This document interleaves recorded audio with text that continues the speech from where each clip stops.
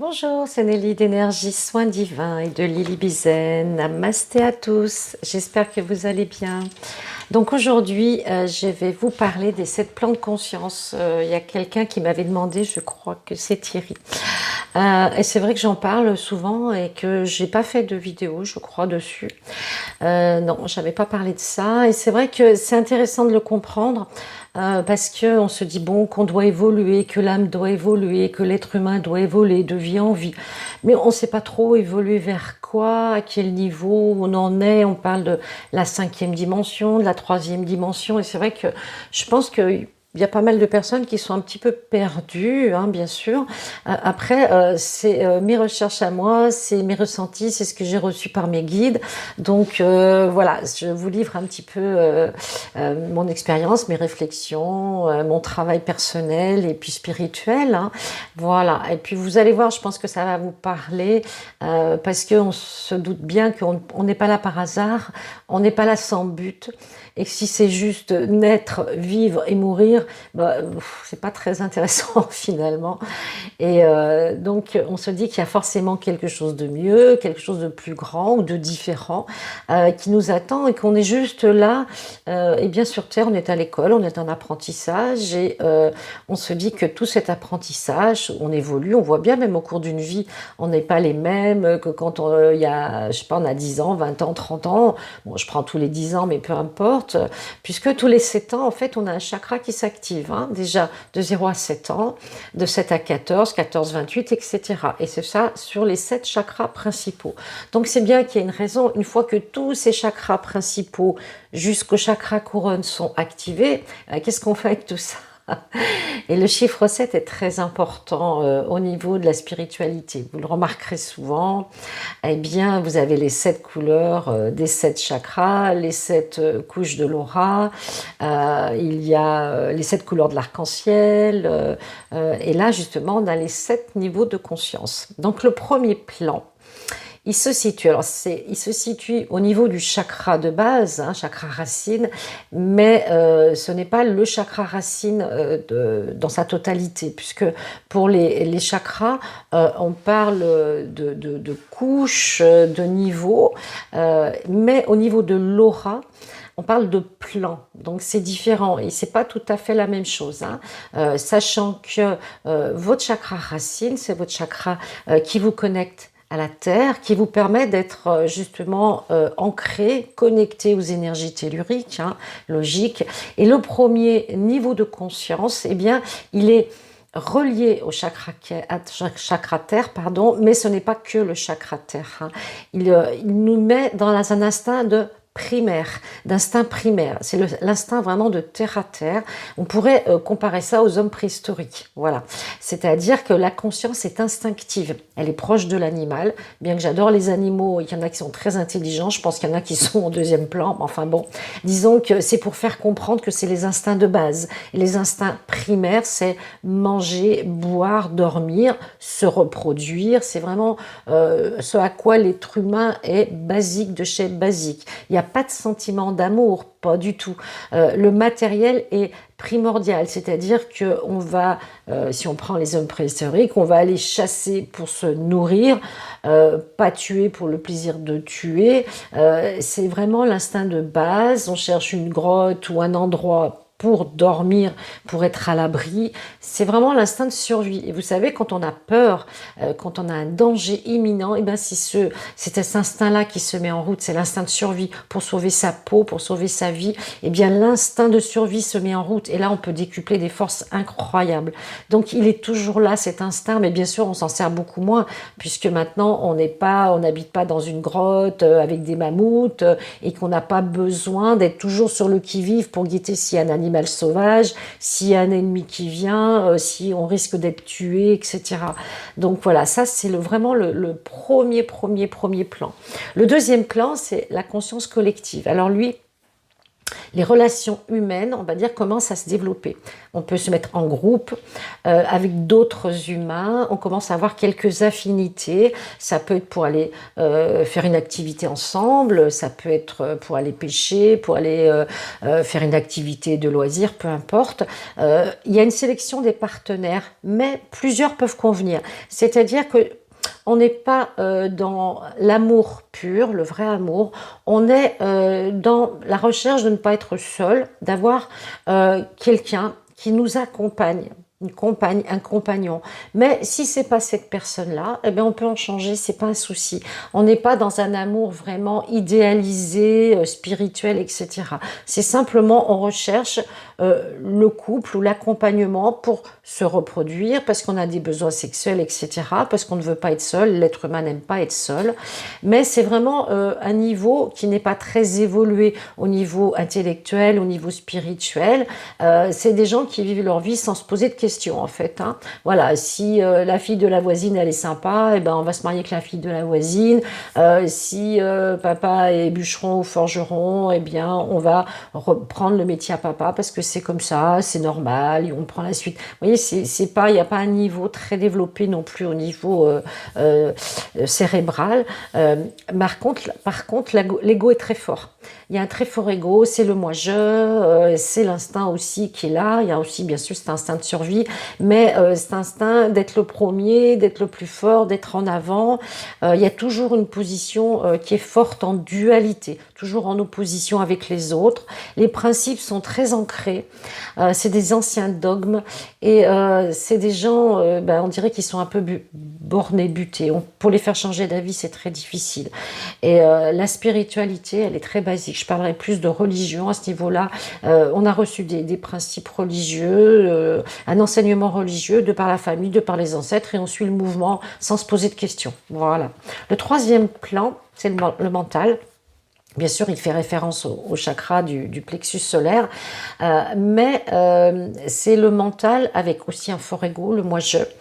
L'être là commence à s'individualiser, c'est-à-dire qu'il commence à prendre conscience, et bien dans ce troisième plan, hein, c'est la 3D, qu'il peut réussir des choses par lui-même, qu'il a des capacités, qui peut créer quelque chose, il devient plus créatif, plus intelligent, il y a un mental, mais il y a toujours le goût du pouvoir, de l'argent, du moi-je, beaucoup de matériel aussi, hein, la possession des biens, de l'argent, tout ça c'est très important, ça peut être de l'arrivisme aussi, parce que l'image sociale est très forte, on a besoin de représenter quelque chose, de représenter au niveau de la société, au niveau de la famille, de représenter quelque chose de fort, une valeur, un accomplissement, une réussite. Voilà, la réussite sociale est très importante parce qu'autrement, on pense que sa vie est un échec, qu'on n'a pas réussi, qu'on va décevoir ses parents, etc. Vous voyez, on est vraiment dans la 3D où la personne s'individualise, mais par égoïsme et puis aussi par repli social, hein, puisqu'il y a de moins en moins de solidarité, d'entraide. Et cette personne en 3D, elle est toujours dans la dualité. Elle est fortement dans la 3D parce que la dualité est là. Le bien, le mal, la réussite, l'échec, vous voyez, c'est toujours en opposition. Ça fait partie du plan de la 3D. Hein. Et donc là, on va passer dans le quatrième plan, c'est le plan causal. Alors là, le plan causal, il est déjà plus intéressant parce qu'on arrive au niveau du cœur. Donc on est dans la connexion avec notre âme. Avec un amour spirituel, là, on commence à découvrir la spiritualité. On ne reçoit plus des dogmes, des enseignements sans réfléchir et sans que ça nous corresponde. Voilà, il y a une ouverture en fait d'esprit, une ouverture de conscience qui se fait au niveau de ce quatrième plan. Et là, il y a une réflexion, mais une réflexion pas forcément mentale, une réflexion, je dirais, personnelle, profonde, d'alignement, de connexion avec les dogmes, avec des idées. Et là, on commence à faire le tri de ce qui nous convient, de ce qui ne nous convient plus, de ce que l'on veut, de ce que l'on ne veut plus. Et là, ça permet de se détacher un peu de la dualité et aussi l'amour devient plus fort. C'est un amour échange, c'est un amour où on cherche un partenaire et on y croit. On a vraiment une projection sur cette relation de couple. Alors là encore, un ou deux, mais guère plus, peut-être 3 partenaires dans la vie peuvent suffire, mais là on fait vraiment une sélection. Alors qu'avant en 3D, on peut avoir 400 partenaires, 10 partenaires, c'est pas un problème. À partir du moment où l'ego a choisi ce partenaire, il va essayer. Que là non, la recherche est plus profonde, on est plus dans l'osmose, dans l'harmonie de l'être aimé, on est aussi là pour le partage, pour que l'autre soit heureux, on veut le bonheur de l'autre, on n'est plus dans l'ego, on cherche justement à créer vraiment quelque chose de beau. On idéalise la relation aussi. On cherche l'harmonie, mais on a des difficultés à y parvenir parce qu'on a encore peut-être des restes de 3D et on ne sait pas trop comment faire. On n'a encore pas tous les codes en nous, hein. Voilà. Donc ce quatrième plan, c'est aussi le plan des artistes, des créateurs, puisque tout se fait avec le cœur. C'est des personnes qui sont dans l'être et non plus dans la voix. Elles cherchent à donner un sens profond à leur vie. Souvent, la spiritualité est forte. Elles sont connectées avec leur conscience universelle. C'est des personnes qui sont dans l'éveil, dans l'ouverture du cœur et qui sont vraiment dans l'amour, dans l'amitié, dans le don par rapport aux autres, l'altruisme. Voilà, c'est vraiment un très très beau plan, ce quatrième plan.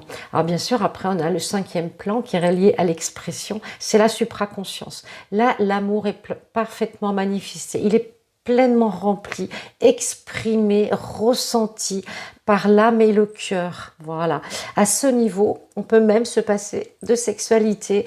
Ce sont souvent des maîtres bouddhistes, des lamas, des moines qui sont accomplis, qui atteignent ce cinquième plan, puisque l'être est tellement réalisé de l'intérieur avec sa spiritualité, avec son âme, qu'il n'a plus besoin du complément de son corps physique. L'alimentation n'est pas importante aussi. Il y en a qui se nourrissent de prana.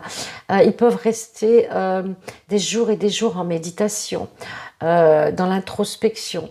Donc là, le partenaire amoureux, il n'y en a plus besoin quelque part puisqu'ils sont réunis avec leur part d'eux-mêmes. Hein, voilà. C'est un partenaire d'âme. On peut avoir un partenaire d'âme sans qu'il n'y ait de relation physique.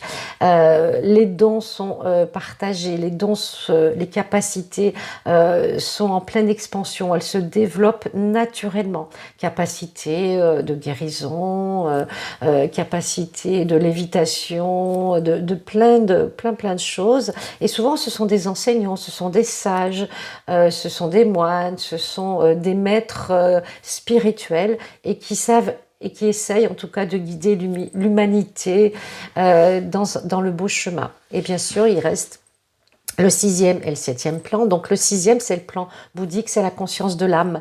Donc là, il n'y a plus d'ego du tout, plus de dualité. Déjà au cinquième plan, il n'y a plus de dualité, hein. On n'est plus dans le bien, le mal, on est dans l'être exprimé profondément. C'est l'âme rayonne d'amour, de lumière. Elle est l'harmonie universelle. Elle fait corps avec l'univers entier. C'est une union divine. Les grands maîtres, bien sûr, en font partie. Tous ceux qui se retirent dans les ashrams, le Dalai Lama, les personnes qui sont vraiment très inspirantes et très inspirées. Ce sont des guides, des enseignants, des lumières pour les autres. Ils sont libérés de leur peur, de leurs besoins humains, de leur passion, des biens matériels, des préjugés. Ils ont atteint un tel niveau d'évolution que tout ça n'a plus du tout d'importance pour eux, hein. Voilà, seule la spiritualité, la réalisation de l'âme compte. Et le septième plan, c'est le plan divin qui arrive au niveau du chakra couronne. Là, l'énergie divine, l'illumination divine est atteinte, elle est réalisée.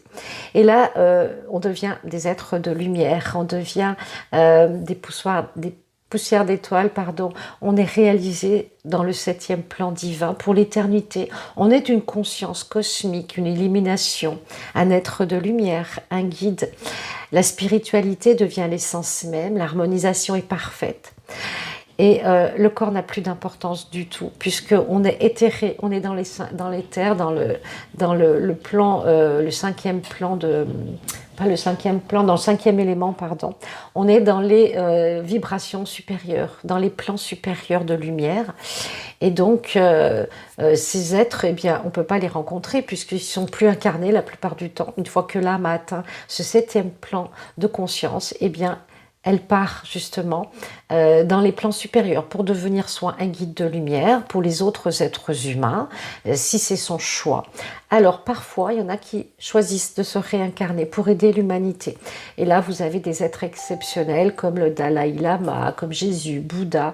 Voilà, ils deviennent des maîtres enseignants, ils deviennent des guides pour l'humanité, mais vraiment à une échelle très très puissante. Hein, tout le monde connaît hein, Gandhi. Voilà, ce sont des êtres exceptionnels qui sont justement là comme mission pour aider, sauver l'humain, essayer d'amener tous les humains vers les plans de conscience supérieurs.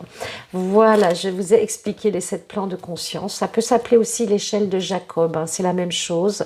Les 7 niveaux de réalisation de l'âme. En fait, l'âme doit parcourir ces 7 niveaux de conscience pour devenir une âme divine. Et pour cela, eh bien, il lui faut des fois des centaines, des milliers de vies pour réaliser ce 7e plan divin. Tout dépend de chaque karma, de chaque incarnation. Voilà, je vous souhaite une belle fin de journée. Namasté, à bientôt.